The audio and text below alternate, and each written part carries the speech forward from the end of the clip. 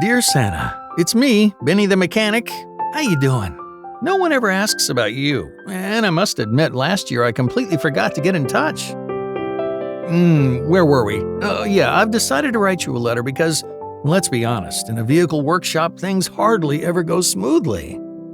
Can I make a few requests? Don't panic, I'm not asking for much, a few easy things for someone like you who's used to magic. Protocols like SIM2K510, SID212, and MDG1 after 2020, to name some. All for Flex, of course. I'm asking because I know you always do things in style. SID321 and EMA31XX have been insane.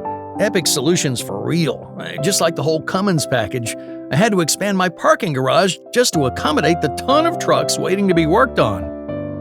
But I must say, being a good Mechatronic is not easy. I've done my best and I've been good. I've made very few EGR, DPF, and SCR off this year. I've been good, Santa, I swear.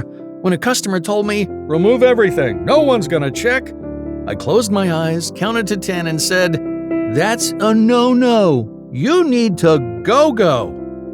I've always paid my Flex subscription, even when you released protocols like Citroën, Ami, and Fiat Topolino. Who asks for these vehicles?